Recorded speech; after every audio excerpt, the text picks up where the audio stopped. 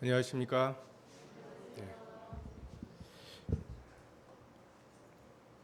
네, 저와 함께 로마서 11장 1절에서 5절에 있는 말씀을 같이 읽으시겠습니다. 로마서 11장 1절에서 5절에 있는 말씀입니다.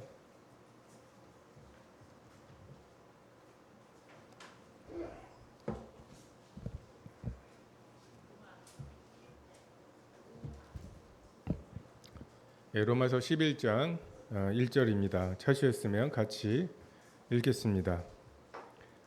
시작. 그러므로 내가 말하노니 하나님이 자기 백성을 버리셨느냐? 그럴 수 없느니라. 나도 이스라엘이니요 아브라함의 씨에서 난 자요 베냐민 지파라. 하나님이 그 미리 아신 자기 백성을 버리지 아니하셨나니 너희가 성경이 엘리야를 가리켜 말한 것을 알지 못하느냐? 그가 이스라엘을 하나님께 고발하되 주여 그들이 주의 선지자들을 죽였으며 주의 제자들을 헐어버렸고 나만 남았는데 내 목숨도 쳤나이다 하니 그에게 하신 대답이 무엇이냐? 내가 나를 위하여 바늘에게 불 끓지 아니한 사람 7,000명을 남겨 두었다 하셨으니 그런즉 이와 같이 지금도 은혜로 택하심을 따라 남은 자가 있느니라. 간혹 아이들이 서로 싸울 때 누가 옳은지 그른지 판가름을 좀 해달라고 이야기할 때가 있죠. 그래서 누군가에게 옳다고 말해주면 그 옳다라고 인정받은 애가 얼마나 가혹해지는지, 응? 거봐 하면서 막 이 로마 교회에 지금 로마 유대인과 또 이방인들이 섞여 있는 여기에서도 우리가 옳죠. 율법 지켜야 되죠. 율법으로 구원을 못 받아도 그래도 거룩해지는 건 그래도 좀 율법이 있어야 되죠. 라고 하는 그런 양양거리는 사람들과 무슨 소리냐고 은혜로만 하는 거고 율법은 다 폐해졌고 이방인에 대한 섭리도 다 폐해졌다고. 그 둘 중에 누가 옳아요 하면서 이제 막 이렇게 사도 바울에게 또는 하나님에게 빨리 승부를 좀 나눠달라고 이야기를 하는 그러한 모양이 있습니다. 우린 뭔가 좀 이렇게 아싸란 걸 좋아하는 것 같아요. 그냥 이렇게 이거는 이 문제는 무조건 이게 맞고 이거는 무조건 저게 맞는. 우리는 이제 그런 식으로 뭔가 하나님의 말씀이나 하나님의 섭리를 대하기 때문에. 그러니까 유대인의 섭리는 끝난 거죠. 끝난 거죠. 분명히 뭐 하면서 이제 뭔가 이렇게 하나의 그 측면을 그냥 이렇게 쓸어버리고 새롭게 하나님의 무언가가 시작되는 것을 그런 식으로 뭔가 하나님의 어떠하심을 순종하고자 하고 교회를 이루어가고자 하는 경우들이 많이 있습니다. 소나 닭을 잡을 때에도 칼을 쓰고 뇌수술을 할 때에도 칼을 쓰지만 그 섬세함이 다르죠. 정말 이렇게 끊기만 하면은 되는 이런 경우와 정말 생명을 다루고 정말 떼어낼 걸 떼어내고 남겨야 될 걸 남기는 이 섬세함을 해야 하는 이런 부분들이 다른 것처럼 우리가 교회 내에 있는 유대인의 문제, 율법의 문제를 사도 바울이 다루는 것에 있어서도 그건 끝났어 라고 말하지 않고 율법은 이렇게 써야 된다. 법대로 써야 된다. 율법을 통해서 의롭다함을 얻지는 못하지만 율법을 통해서 죄를 깨닫는 것이다 라고 하는 것들을 조심스럽게 구별해서 말하고 있고요. 또 유대인에 대해서도 유대인은 이제 끝난 겁니까?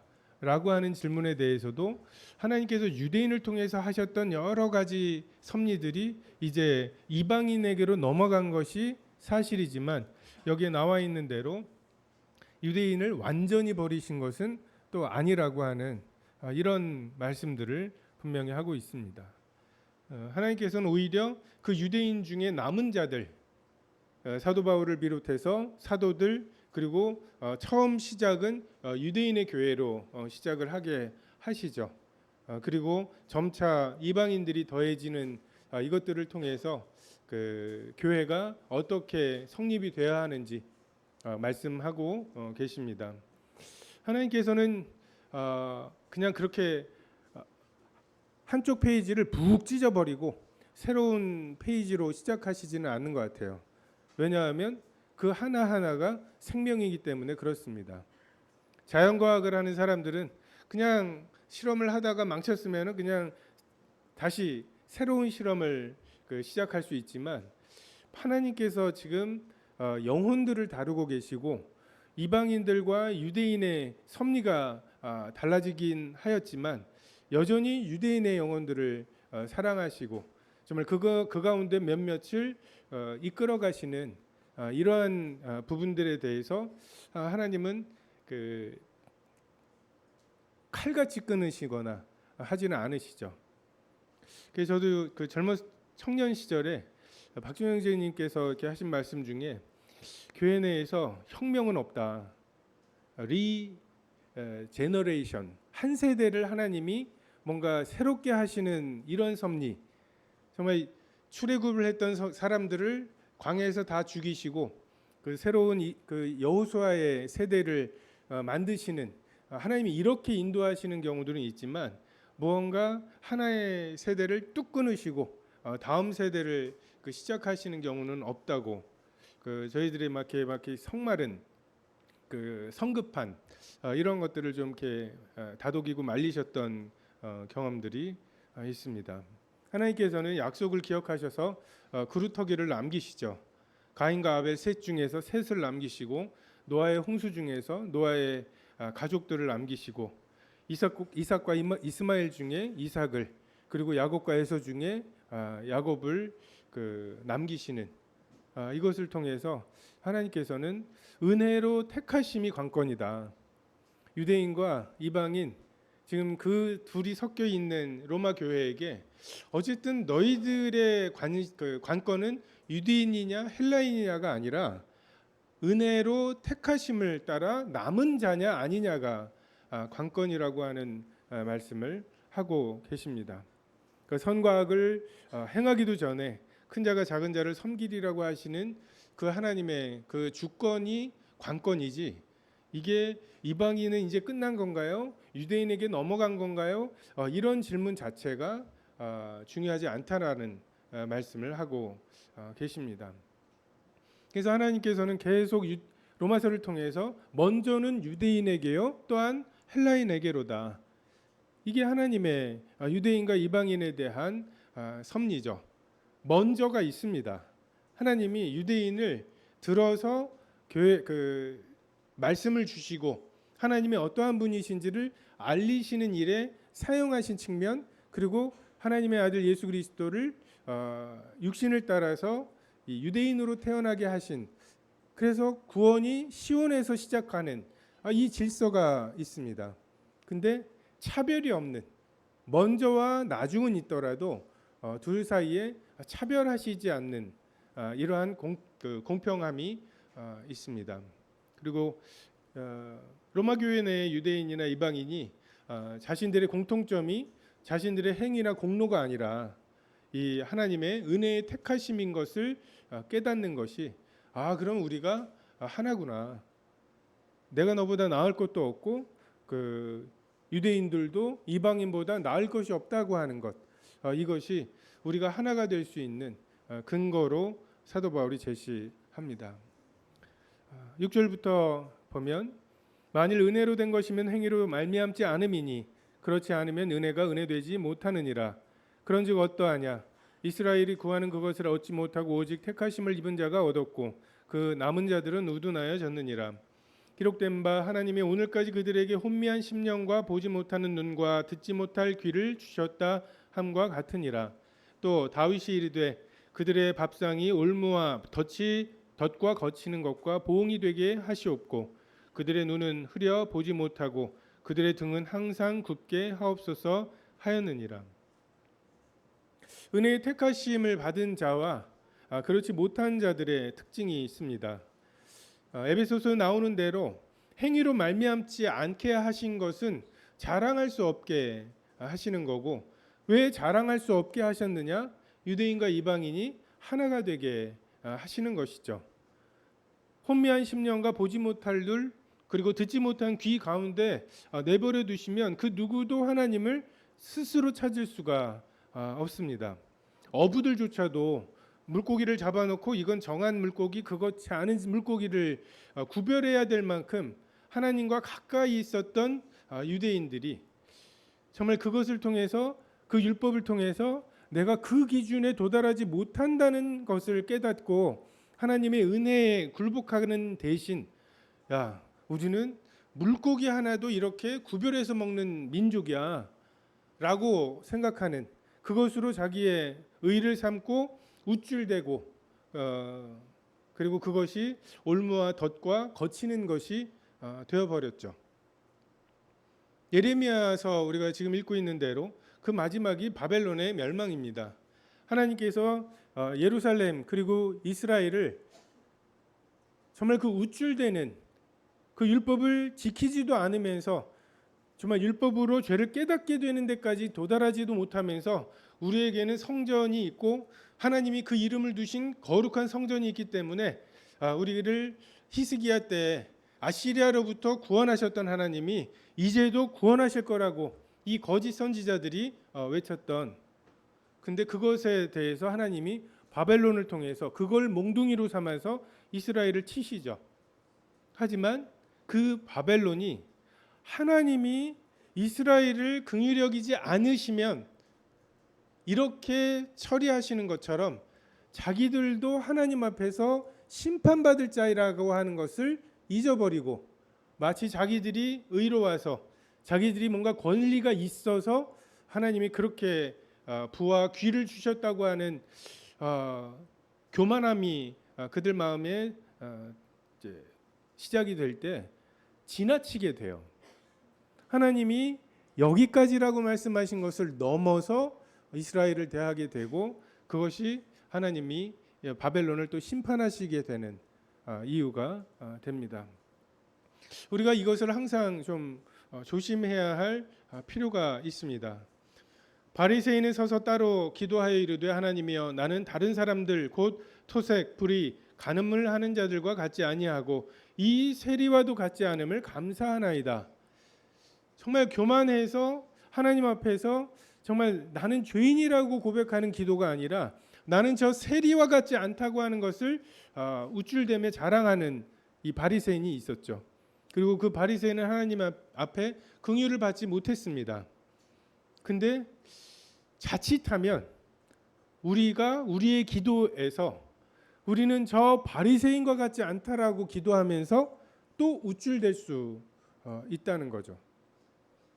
그러니까 우리 속에 있는 교만함은 정말 그 하나님의 그 영광 앞에 눈먼 동안에 잠잠할 뿐, 잠시라도 우리가 그 하나님의 그 영광, 우리가 도달하지 못한 영광, 우리의 눈을 멀게 하는 그 영광을 제외하고 우리가 우리 주변을 볼 때 정말 우쭐우쭐합니다.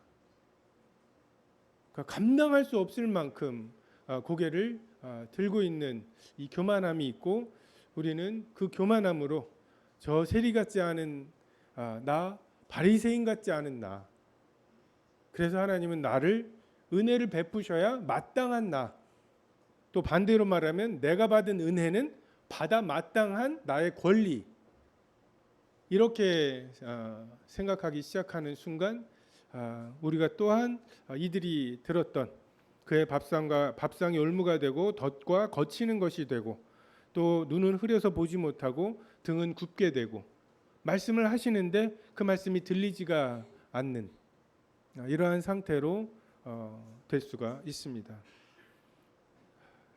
우리에게 주신 은혜들이 왜 하나님이 우리에게 은혜를 주셨는가? 그냥 그 은혜의 택하심, 그 주권 외에는 우리가 이 은혜를 누리는 다른 이유가 없다라고 하는 것, 이것을 인정할 때 우리가 교만하지 않을 수 있고, 교만하지 않을 때에 내가 유대인을 받을 수가 있고 유대인은 이방인을 받을 수가 있습니다. 그 다름을 우리가 감당할 수가 있고 교회의 하나됨이 이루어질 수가 있습니다. 우리는 하나님께 빚진 자들이라는, 하나님께만 빚진 자들이라는, 10,000달란트를 탕감받았다고 하는 이 은혜에 대한 확신이 있어야만 우리에게 백데나리온을 빚진 자들에게 은혜를 베풀 수가 있습니다. 11절입니다. 그러므로 내가 말하노니 그들이 넘어지기까지 실족하였느냐? 그럴 수 없느니라. 그들이 넘어짐은 구원이 이방인에게 이르러 이스라엘로 시기나게 함이니라. 그들이 넘어짐은 세상의 풍성함이 되며 그들의 실패가 이방인의 풍성함이 되거든 하물며 그들의 충만함이리요. 내가 이방인인 너희에게 말하노라. 내가 이방인의 사도인 만큼 내 직분을 영광스럽게 여기노니 이는 혹 내 고륙을 아무쪼록 시기하게 하여 그들 중에서 얼마를 구원하려 함이라. 그들을 버리는 것이 세상의 화목이 되거든 그 받아들이는 것이 죽은 자 가운데에서 살아나는 것이 아니면 무엇이리요. 하나님은 점점 뭔가 이렇게 실패하시는 것처럼 보이기도 합니다. 무죄의 섭리에서 아담과 하와가 선악과 따먹는 것을 막지 못하신 것 같고, 정말 양심의 섭리를 통해서 뭔가 섭리하셨지만 정말 그들의 생각이 나면서부터 악할 뿐인 상태가 돼버리기까지 되었고, 노아의 홍수에 그 하나님의 어미하심을 그들이 경험했지만 또다시 바벨탑을 쌓는 이 악함들을 볼 때 하나님은 점점 하나님의 선하심과 인간의 악함이 싸워서 인간의 악함이 뭔가 압도해 가고 있는 그러한 것처럼 보이기도 합니다. 정말 그 피라밋을 만드는 그 문명 속으로 애굽으로 그 75명의 정말 어디 부족에 불과한 그 야곱의 자손들이 들어가고 이게 무슨 영향을 끼칠 수 있을까? 뭔가 하나님의 일하심이 뭔가 그 문명의 위대함에 비해서 참 초라해 보이고 주눅이 들 때가 있습니다. 근데 이것은 하나님의 섭리의 실패라기보다는 반드시 죽으리라. 이 선악을 알게 하는 나무의 열매를 먹으면 너희가 반드시 죽으리라고 하신 말씀에 응답이라고 오히려 생각이 됩니다. 정말 이 모든 실패 위에 정말 하나님께서 하나님의 주권을 세워가시고 정말 우리의 가능성과 의로움이 이렇게 처참하게 무너져야 양심껏 살면 되지 않겠어요? 그냥 사람들이 이렇게 먹고 사는 게 힘드니까 그렇죠. 뭔가 물질적이 풍요로워지면 뭔가 좀 나아지지 않겠냐고. 내가 의지하고 있는 이것만 해결되면은 이 죄의 문제, 죄를 더 짓는 문제, 죄책감의 문제가 해결될 거라고 생각하는 수많은 것들이 그래 한번 해봐라. 허용하시고 정말 그것에 내가 의지해 봤을 때 이것으로 의롭다함도 내가 하나님 앞에 나아갈 담력도 얻을 수가 없구나. 이것을 처절하게 깨닫게 될 때에야 하나님이 정하시는 그 주권이 그 구원의 방법이다라고 하는 말이 비로소 복음이 되죠. 그 전까지는 하나님이 왜 제 마음대로 해? 왜 하나님이 야곱은 사랑하고 에서는 미워하셔? 왜 한 덩어리의 진흙으로 긍휼의 그릇과 진노의 그릇을 왜 따로 만드셔요? 그러면 바로는 억울하지 않아? 하나님이 공정하신 거야? 이런 생각에 하나님의 은혜가 들리질 않습니다. 나도 바로처럼 죽이셔야 했는데 하나님께서 나를 하필 긍휼의 그릇으로 삼으신 것, 여기 오게 하신 것, 이 말씀이 들리게 하신 것, 이게 감당할 수 없는 은혜라는 것을 알게 되어야만 하나님의 구원의 말씀이 들리기 시작합니다. 하나님께서는 이방인을 통해 교회를 통해 율법에 매여 있는 자들이 무엇을 놓치고 있는지를 보여주시고 시기나게 하셔서 나는 왜 저렇게 못 살지? 유대인이 이방인을 폄훼하고 이방인이 하나님 섬기는 것에 대해서 너 그렇게 섬겨서는 안 돼. 우리에게는 모세 오경이 있어. 어떻게 하나님을 섬기는지가 다 나와 있단 말이야. 라고 하면서 굉장히 우쭐대고 있지만 그 성령의 감동을 받고 성령께서 그 마음에 인쳐지고 하나님을 감히 아빠라고 부르는 그 담대함을 율법으로는 만들 수가 없는 거예요. 그래서 어떻게 저들은 하나님을 저렇게 가까이 섬길 수가 있을까? 어떻게 하나님과 저렇게 친근할 수 있을까? 겉으로 드러나는 모습을 보면 아니 율법을 지키느라고 전전긍긍하며 이거는 먹을 거 못 먹을 거 저 못 볼 걸 봤네 뭐 이러면서 사는 내가 더 거룩해 보이는데, 근데 이 교회에 있는 사람들, 성령의 감동을 받은 사람들, 이 사람들에게는 정말 하나님 앞에서의 어린아이와 같은, 어린아이가 아빠라고 부르면서 달려가는 이 해맑은 담대함이 있는데 이것을 율법으로 만들 수 없는 거예요. 시기가 나는 거죠. 그래? 나도 그럼 한번 살아봐야지. 못 살겠는 거예요. 그들의 삶의 변화를 율법으로 만들어낼 수가 없는 거예요. 이 유대인들을, 이 교회를 통해서, 교회가 가지고 있는 하나님과의 친밀함을 통해서 시기나게 하고, 그래서 그들로 다시 율법에 대해서 열심을 내게 해보고, 근데 도저히 그 율법으로는 이 교회가 누리고 있는 그 자녀의 담대함, 그리고 신부의 그 사랑스러움, 이것을 만들어낼 수 없는, 그래서 몇몇을 시기나게 해서 너희들이 뭘 갖고 있는 거냐 도대체, 율법으로 아무리 해도 안 되는 무언가, 그 비밀이 뭐냐. 이게 하나님께서 교회를 통해서 이스라엘을 시기나게 하시는, 우리가 그런 일들을 하는 거예요. 좀 더 율법 잘 지키는 백성을 하나님이 필요로 하신 게 아니라, 저는 율법도 잘 안 지키는 것 같은데 왜 저런 그 기쁨이 있고 하나님 앞에서 담대함이 있고 그냥 내가 기도했으니까 될 거야. 왜? 하나님은 내 기도를 들으시거든. 이런 자녀의 권세가 그 누리고 있는 이것을 갖게 됐을까? 우리가 이걸 보여주는 것입니다. 율법을 막 추상같이 적용해 가지고서 이거는 이렇고 이건 이렇고 하는 이게 아니라 허다한 허물을 덮는 사랑. 지금은 참 외로움의 시대이죠. 정말 코로나 이후로 이게 더 편해진 시대예요. 사람 만나는 것보다.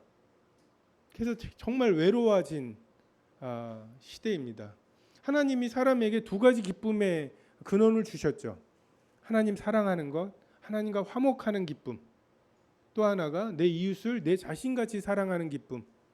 근데 이 세상은 자기의 선악의 기준으로 야 그건 기쁨이 아니야 라고 말하며 육신의 정욕과 안목의 정욕과 이생의 자랑을 따라요.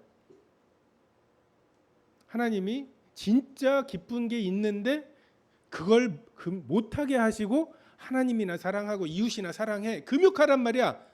애써야지 천국까지. 뭐 이렇게 해서 그 두 계명을 주신 건가요? 이 두 계명 외에는 사람에게 진정한 기쁨을 줄 수 있는 근원이 없습니다. 그래서 주신 거예요.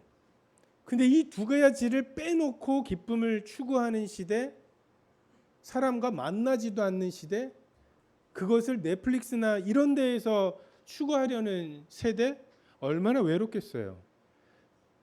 하나님의 말씀 어기는 게 뭐 대단한 줄 아는데 가시채를 뒷발질하기가 너에게 고생이라고.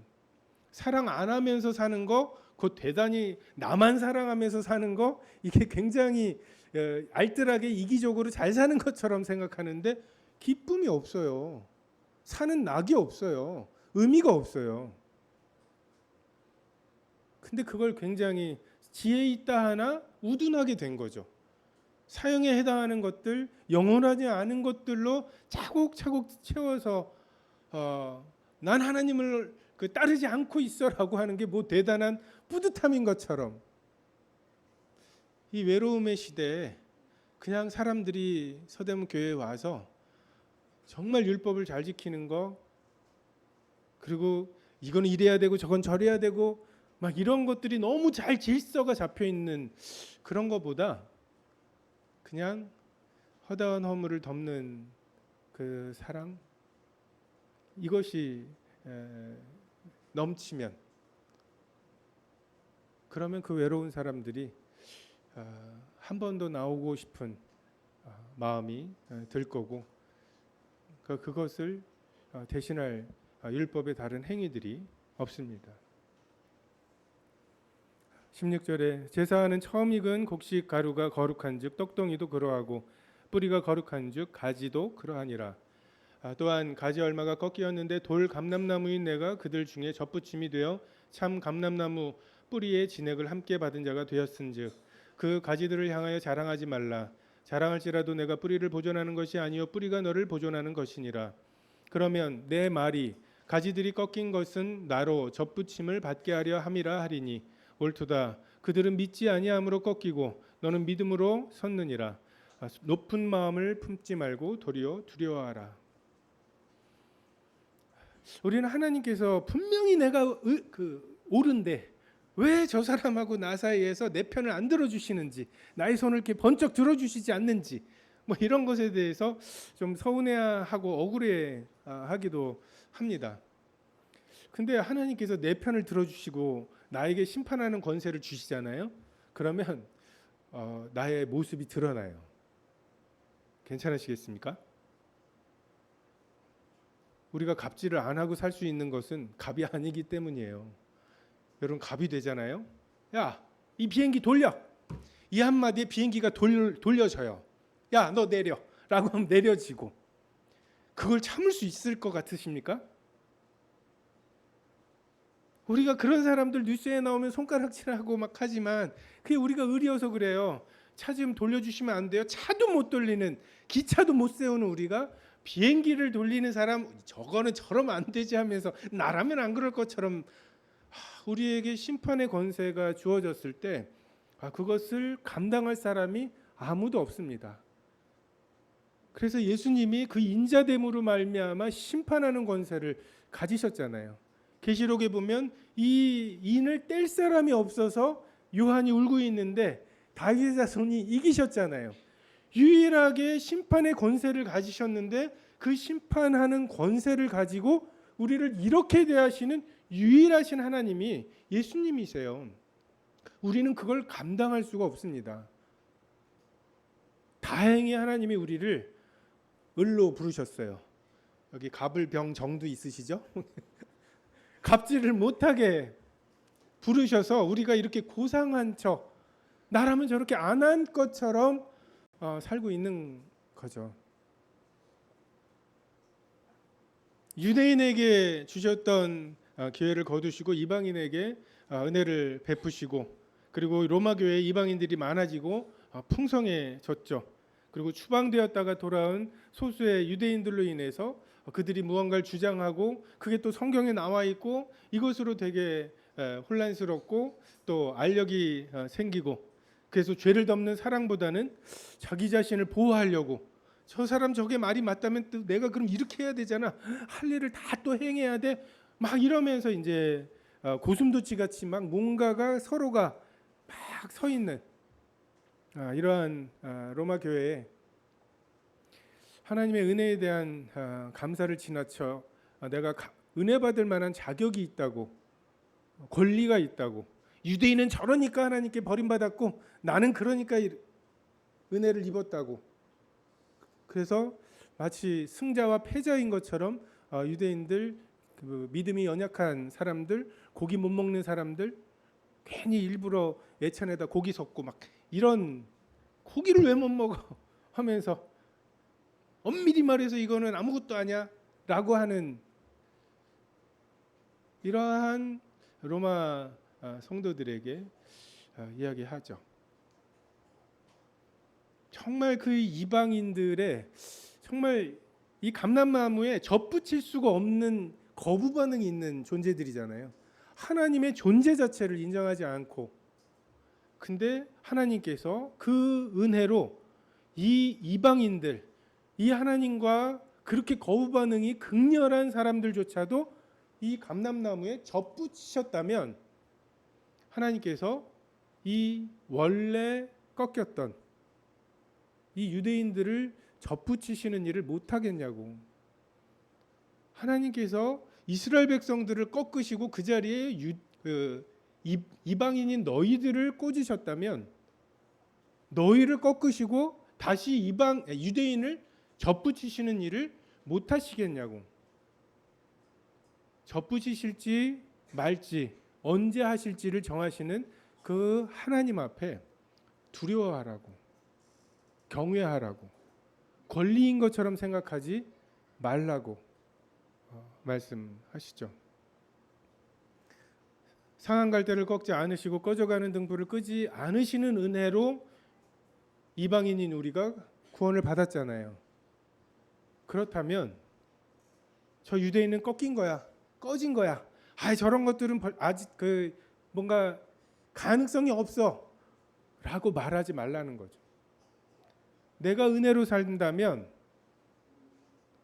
좀 저 사람도 은혜로 살게 내버려 두라는 거죠. 나는 은혜로 살면서 하나님이 봐주셔서 살면서 그 죄과를 간과하셔서 주님 앞에 나와서 살고 있으면서 내 분명히 봤어.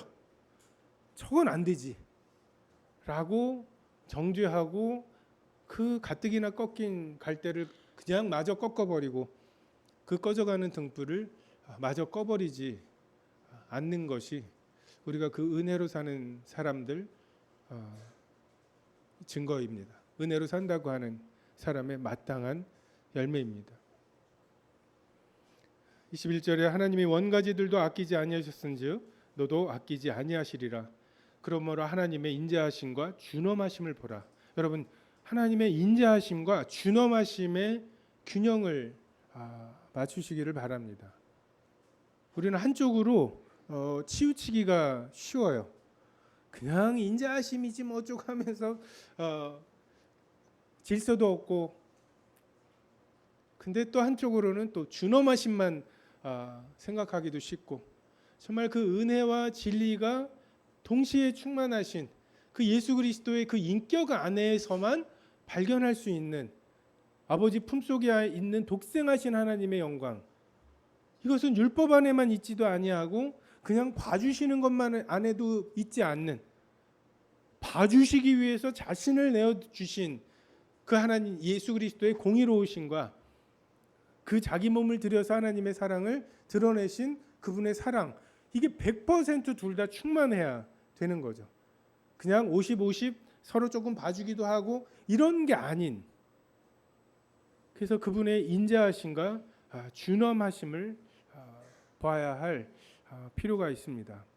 그리고 이 인자하심과 준엄하심 앞에 유대인과 이방인이 평등합니다. 준엄하심 앞에 설 그 누구도 없고요. 유대인은 조금 나은가요? 좀 높은 산 꼭대기에 있는 사람은 달에 가기가 조금 수월한가요? 어차피 다 치우쳐 한 가지로 무익하게 된, 그리고 하나님의 그 인자하심 앞에 가능성이 없는 사람도 없는, 그분의 인자하심과 준엄하심 앞에 서 있을 때 우리가 평등해지고 내 속에 있던 의로움들이 사그라들고 다른 사람이 하는 그 행동들에 대해서 저 사람을 살려두시는 바로 그 이유로 내가 살아있다. 저 사람이 저렇게 살면서 저런 인격이면서 저런 성격이면서 예배 시간에 참여하는 바로 그 담대함 때문에 나도 하나님 앞에 하나님을 예배하는 이 일에 참여할 수 있게 되었다. 이것이 교회가 하나로 묶이는 유일한 이유입니다. 재판석에서 내려와 다 치우쳐 한 가지로 무익하게 된 피고의 자리에서 너나 나나 준엄하심 앞에 견딜 수 없고 다만 그분의 인자하심이 필요한 자들이다 라고 고백하게 될 때 내가 형제를 위하여 고기를 그러면 안 먹겠다, 내가 채식만 하겠다 라고 하는 결단이 생기는 거죠. 28절에 복음을 하면 그들이 너희로 말미암아 원수된 자요 택하심으로 하면 조상들로 말미암아 사랑을 입은 자니라. 하나님의 은사와 부르심에는 후회하심이 없느니라. 하나님께서 주시는 은혜와 선물과 부르심에는 후회하심이 없습니다. 좋죠? 나를 부르신 것과 내게 주신 선물에 하나님이 후회하지 않으신대요. 좋죠? 옆 사람도 그렇다고요. 옆 사람을 부르신 것과 옆 사람에게 주신 선물에 대해서 하나님이 괜히 줬다. 안 뺏어요? 이걸 놔두십니까? 하나님이 이 사람에게 주신 은사와 부르심에 후회하지 않으세요. 마치 나를 부르신 은사와 부르심에 후회하지 않으시는 것처럼.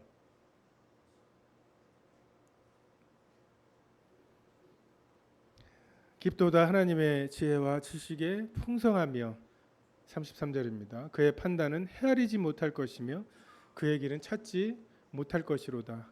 누가 주의 마음을 알았느냐? 누가 그의 모사가 되었느냐? 누가 주께 먼저 드려서 갚으심을 받겠느냐? 이는 만물이 주께로 나오고 주로 말미암아 주께로 돌아갑니다. 그에게 영광이 세세에 있을지어다. 그분의 지혜와 지식 앞에서 그냥 우리가 겸손할 필요가 있습니다. 성경에 나와 있는 수많은 사람들의 수많은 사건들과 업적들이 있죠. 근데 정말 그것이 그 하나님의 시선에서 다시 평가가 될 때에만 제대로 된 평가를 할 수가 있죠. 전에 말씀드린 것처럼 다윗이 사울에게 쫓겨서 이제 유대 땅에서 못 살겠다. 내가 블레셋에 가서 아비멜렉에게 의탁해야겠다. 근데 거기에 있는 참모들이 죽여버리십시오. 저 다윗 아닙니까? 여기서도 죽을 뻔하니까 침을 수염에 묻히고 미친 채 하면서 그 위기를 벗어나죠. 다윗의 생애 중에 그 하루가 얼마나 굴욕스러운, 내가 하나님을 신뢰한 것도 아니고, 그리고 또 가가지고서 그냥 맞선 것도 어쨌든 폼이 안 나는 하루잖아요. 그죠? 지우고 싶은 하루잖아요. 근데 이스라엘의 노래하는 자 다윗이 그날을 시편으로 쓰죠. 주의 거룩한 자의 뼈가 꺾이지 않게 하시겠다고 하는 그 굴욕의 날이 장차 오실 예수 그리스도 그 죽으심에 그 뼈가 꺾이지 않을 것을 예언한 예언이 되어버렸어요. 하나님이 그의 그날을, 그의 그 넋두리 같은 시편을 그렇게 사용하시는 그 지혜와 그 지식에 부요하며 그날의 그 심정이 어떻게 작용할지 하나님만 아시는, 그러니까 아직 끄지 마시라고요. 이 날은 아닌 날이라고 다른 사람의 그날을 그렇게 평가하지도 마시고 나의 그날을 그렇게 평가하지도 마시고 그냥 다윗처럼 하나님 앞에 나 이렇습니다. 오늘 이랬습니다. 장난 아니었어요. 불평하지 마시고, 불평도 사실 욥이 그 고난을 잘 견딘 건 또 아니지 않습니까? 하나님이 욥을 높이셔서 망정이지, 하나님이 욥에 대해서 욥이 나를 영화롭게 했다고 그랬습니까? 내가 태어났던 그날이, 내가 태어나서 빛을 보지 못했더라면 뭐예요? 괜히 태어나가지고 이게 하나님을 영화롭게 한 건가요? 하나님이 욥에게 그가 나를 영화롭게 했다고 하면 영화롭게 된 것입니다. 믿으십니까? 우리의 판단이 아니라 하나님이 그렇게 말씀하시잖아요. 다시 한번 말씀드릴게요. 세마포 옷이 있습니다. 여기 세마포 옷이 있는데 피를 뿌렸어요. 어떤 게 정합니까? 이게 정한 것입니다. 왜요? 하나님이 그걸 정하다 하셨기 때문에 우리는 이 믿음으로 사는 의인들 아닙니까? 그러니까 하나님이 우리에 대해서 그 지혜와 지식이 부여하시잖아요. 우리가 하나님께 훈수두겠습니까? 거기서 그렇게 하시면 안 되죠. 자, 지금 등장하셔서 뭐 이렇게 우리가 하나님의 시간과 때를 제어하겠습니까?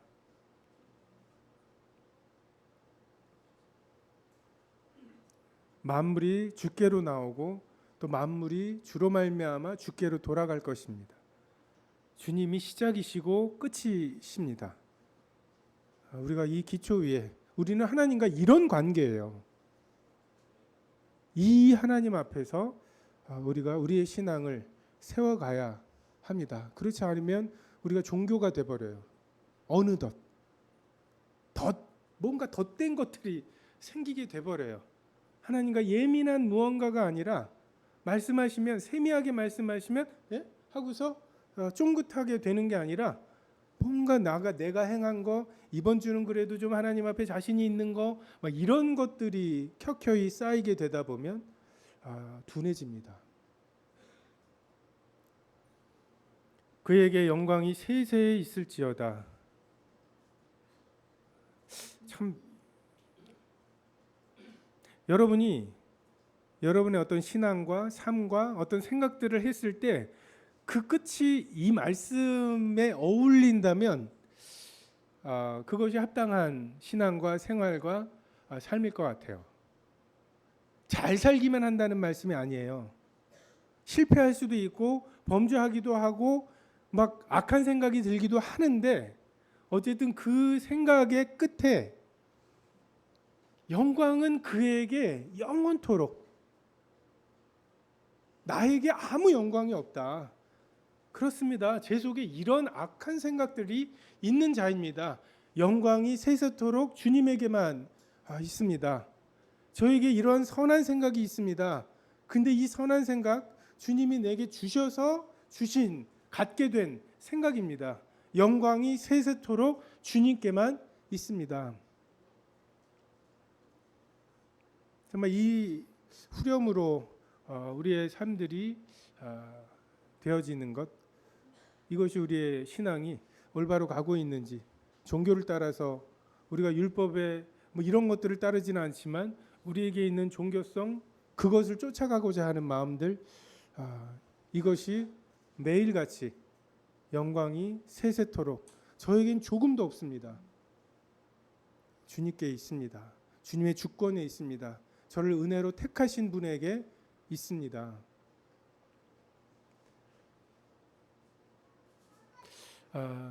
어떤 분들이 한국의 문화를 굿 문화라고 하더라고요. 굿, 좋은 게 아니라 굿 있죠. 이렇게. 우리는 뭔가 이렇게 안 좋은 일이 있으면 그 안 좋은 일이 왜 생겼을지 그것에 대해서 잘 해가지고서 그런 일이 다시 반복되지 않게 하는 것보다는 굿을 한번 해요.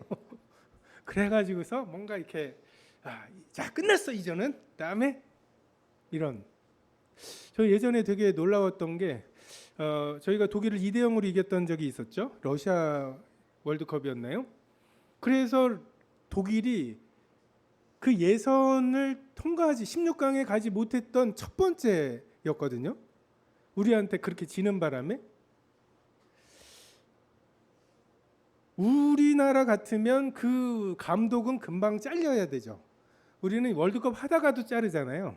그죠? 두 번째 게임까지 해서 막 그 5대0으로 네덜란드에 져가지고 차범근 감독 잘리고 우리 이제 이런 뭔가 아싸란 문화거든요. 앞에 페이지가 조금 지저분하다 그러면 살살살살 지워가지고서 다시 쓰고 괜찮네 라고 하는 문화가 푹 찢어버리고 이제 새로 뭔가 시작하는. 근데 이런 우리들의 이 습성이 어떻게 보면 하나님의 말씀, 율법에 대한, 유대인에 대한 이런 것들을 너무 그냥 소나 닭 잡듯이 이건 무조건 아니야 뭐 이런 식으로, 그리고 그게 굉장히 좋은 신앙인 것처럼 되게 선명한 신앙인 것처럼 착각하기가 쉽습니다. 결단력 있어 막 이런 신앙으로 우리가 이제 뭐 명절에 가족들 만나고 할 때에도 투쟁 뭐 해가지고서 그 옛날에는 뭐 제사와 막 이제 가서 복음 전할 것과 막 이런 것을 가지고 그 선과 악을, 근데 사랑하는 그 율법의 완성인 사랑을 가지고 가는, 조심스럽게 대해야 되는, 정말 우리 믿음의 결단이 있지만 사랑은 또 무례하지 않은, 이런 것들이 뭔가 종합적이 되지 않을 때 우리의 모습들이 굉장히 거칠게 표현되고 느껴질 수 있습니다.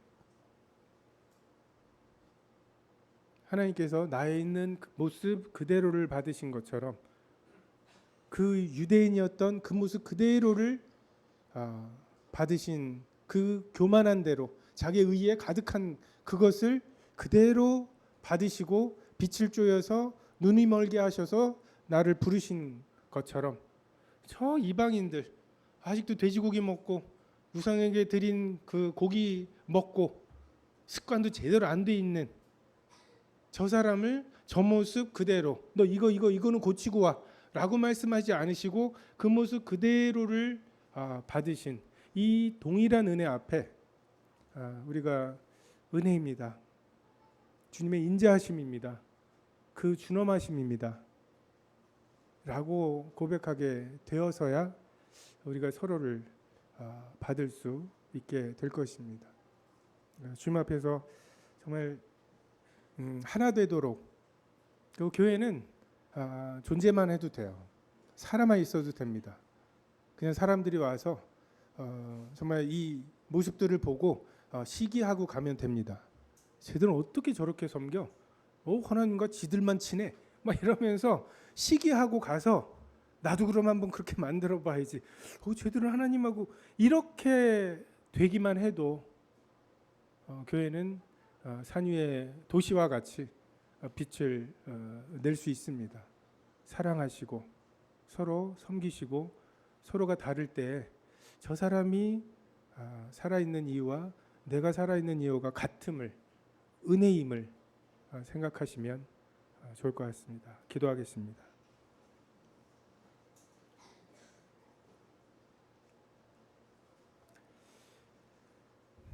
크신 은혜입니다.